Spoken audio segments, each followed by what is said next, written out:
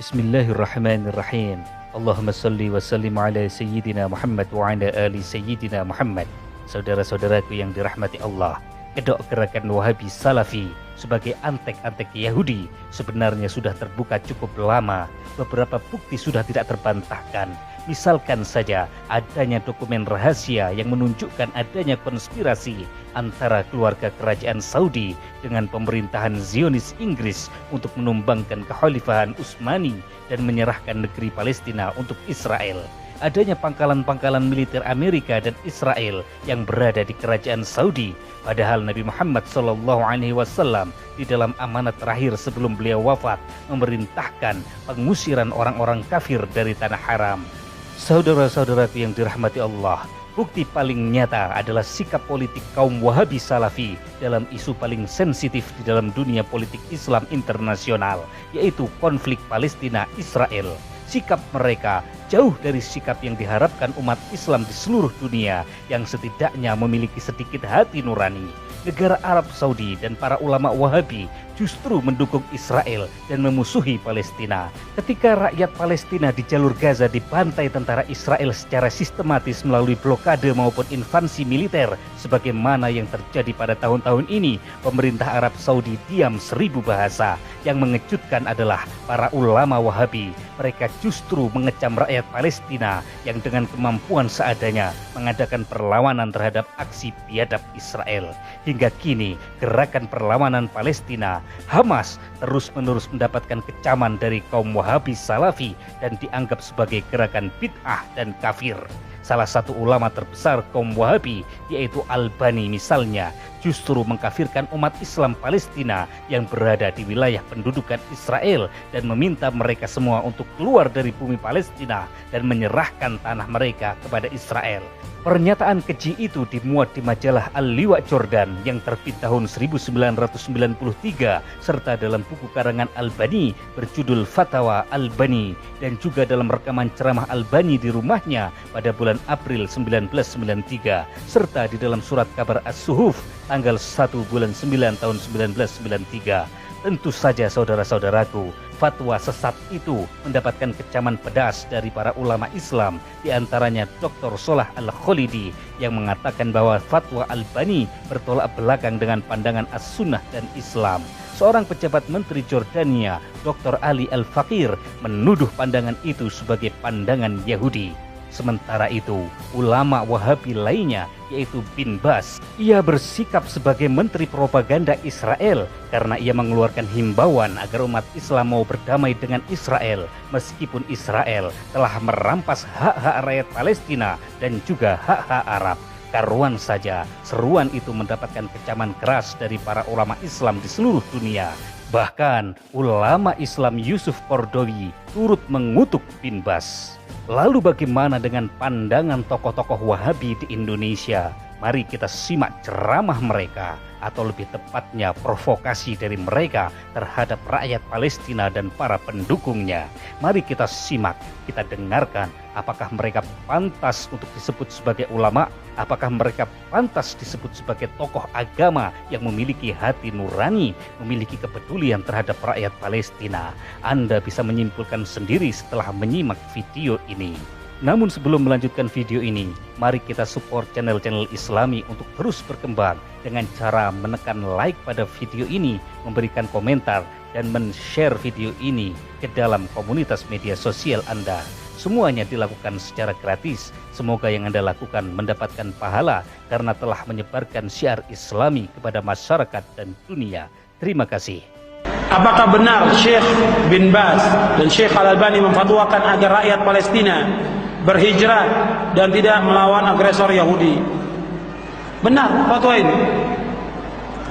Beliau, para ulama, ketika memberikan fatwa, mereka berfatwa bukan dengan hawa nafsunya, tapi dengan dalil, dengan Quran, dengan sunnah, dengan apa yang dilakukan oleh Rasulullah dan para sahabatnya.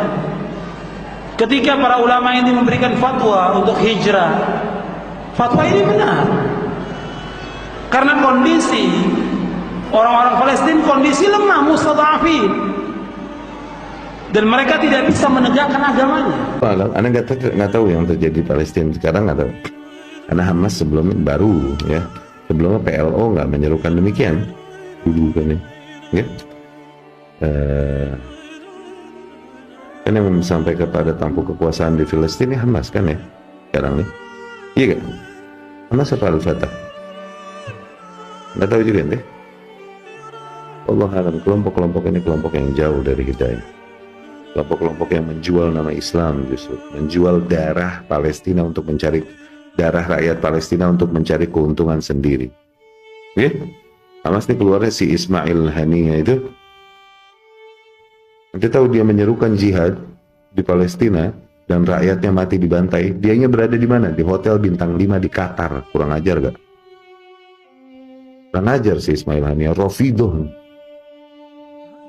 Ular. Mereka teriak-teriak jihad dan nyebarkan penderitaan rakyat Palestina dengan video-video yang ada ini untuk meraup keuntungan untuk mereka. Karena sumbangan-sumbangan tersebut akhirnya terarahkannya ke mereka. Mereka habis panen ini dengan dibantainya para rakyat Palestina. Tahu gencatan senjata kemarin yang akhirnya mereka lakukan dengan Israel? Kesepakatan itu dia sepakati dari mana? Di tanah perang? Enggak, di hotel bintang 5 bro. Di Qatar hidupnya. Qatar adalah negeri yang terkenal memelihara para kelompok-kelompok teroris dan para dai-dai yang mengajarkan terorisme. Qatar sama Turki, syaitan ini. Asal ente tahu. Jadi dari Mesir nih, tokoh-tokoh yang membawa pemikiran bom bunuh diri, jihad dan lain-lain diusir dari Mesir, ditampung semua sama Qatar tuh. Jadi makanan dia tuh. Kordowi, Omar Abdul Kafi dari Mesir tampung semua. Dia punya acara di TV, acara live, acara siaran TV, judulnya Fiqh Thawrah, fikih revolusi. Acaranya kemudian, ada satu acara yang membawakan kebijakan negeri-negeri kaum muslimin, terutama Saudi, kemudian dicela-cela habis, dan ini di TV umum pada mereka, dicela-cela habis penguasanya. Disebarkan, ini propaganda kebencian kepada Saudi yang mereka. Demikian Atraf, demikian Turki. Sekarang itu, cuman diberitakan sebagai hero, sebagai pahlawan ini. Ya, negeri yang paling diantara paling besar punya bisnis dengan Israel, ente tahu siapa? Turki. Dia teriak-teriak jihad apaan bro? Lu bisnis paling gede sama Israel. Kita ini dibohongin media aja udah. Apalagi yang nggak bisa neliti sendiri, nggak punya cukup lidah dan bahasa untuk baca sendiri, cuman bisa mengkonsumsi apa yang diterjemahkan, ya udah. Nggak bisa banyak berharap udah. Tapi aneh nggak tahu kondisi tersebut. Katakanlah pemimpin negeri kaum muslimin menyerukan untuk bertahan, sementara kita melihat nggak bisa bertahan. Maka keputusannya bukan padamu, ikuti arahan pemimpin kaum muslimin dan bersabarlah di situ. Kau mati di situ, kau mati dalam keadaan terpenuhi padamu syarat-syarat jihad, semoga syahid. Nah, kau lari dari situ, maka itu termasuk sifatnya firar minaz zahf, lari dari medan perang. Gitu. Ya. Dan Anda nggak tahu apa yang terjadi di Palestina, Anda nggak tahu. Minimal bagi mereka, kalaupun nggak pergi meninggalkan Palestina, minimal diam, jangan lakukan perlawanan sehingga membawakan madorot dan mafsadah yang lebih besar, gitu loh. Paham nggak? Minimal diem deh, udah tahu macan, jangan dicabut kumisnya. Abis lu. Maksudnya get realistis lah, lebih realistis lah. Minimal diem udah. Tapi kan Hamas nih, ya ormas kecil, kok bisa nggak hancur-hancur? Kenapa susah bener Israel ngancurin Hamas? Padahal ormas kecil kan? Kenapa nggak hancur? Dia yang bikin. Mereka perlu justifikasi buat mereka untuk membenarkan diri, untuk membantai rakyat Palestina dan memukul mundur perbatasan. Mereka perlu. Sehingga digerakkanlah, diprovokasilah rakyat Palestina oleh gerakan Hamas ini, kemudian bergerak satu orang, bom bunuh diri di perbatasan, bang, 4-5 orang lah Yahudi mati. Oke? Oh, hujah. turunkan puluhan tank, puluhan helikopter, bantai ratusan, pukul mundur perbatasan. Tuh, selalu begitu. Kenapa nggak mati-mati nih Hamas? Kenapa? Dia yang bikin, dia perlu supaya dia bisa juga di mata internasional play victim. Berperan sebagai korban, kita diserang, diteror sama rakyat Palestina. Dia yang bikin, Bahlul, dia yang bikin. Udah berapa puluh tahun berjalan begini nih drama, masih nggak bisa kita melek? Kayaknya nggak perlu umur tua untuk bisa berkesimpulan demikian, nggak perlu itu. Perlu basirah aja. Kalau orang paham ini nggak kena berita. Apalagi beragama pakai medsos, nih. Qala Allah, qala Rasul, qala Facebook. Nah, apapun yang dikatakan Facebook kan langsung dia imani. Apapun berita yang dibaca di Facebook langsung dia imani.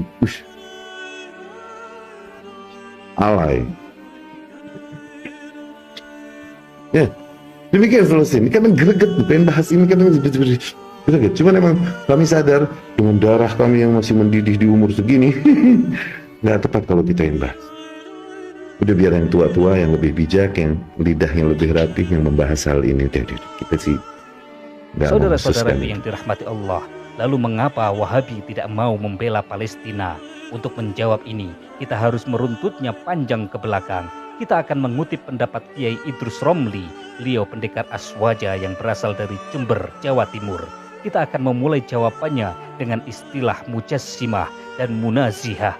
Mujassimah adalah kelompok yang menjasmanikan Allah. Mereka menganggap Allah berupa zat jasmani, berupa jisim atau jasad.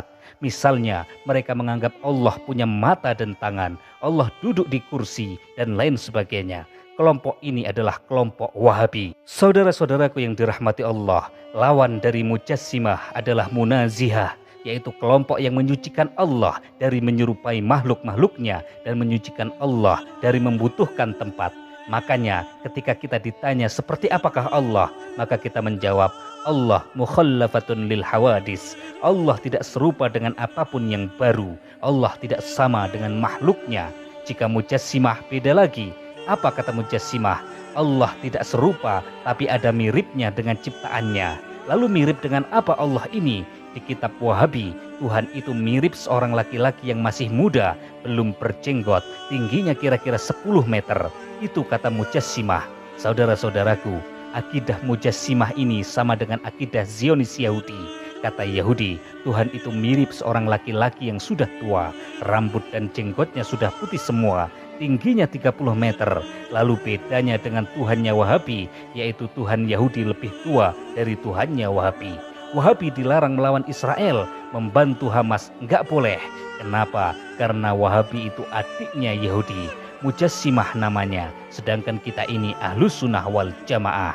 Di Gaza ada tentara dengan nama Brigade Al-Qassam. Al-Qassam itu nama dari seorang ulama sufi pejuang di sana. Beliau mati syahid. Nama beliau adalah Syekh Izzuddin Al-Qassam, As-Sufi, As-Sya'dili, As-Syafi'i. Beliau dari Thariqah Saziliyah. Beliau alumni Al-Azhar. Saudara-saudaraku yang dirahmati Allah, jadi kenapa para pendakwah Wahabi berjidat hitam tidak membela Hamas, Al-Qassam, atau bahkan mereka tidak pro perjuangan rakyat Palestina? Jawabannya kita ringkas, karena Wahabi tidak cocok dengan Al-Qassam. Wahabi tidak mau dengan Hamas. Mujassimah tidak mau membela munazihah. Wallahu a'lam bissawab. Billahi taufiq wal hidayah. Assalamualaikum warahmatullahi wabarakatuh.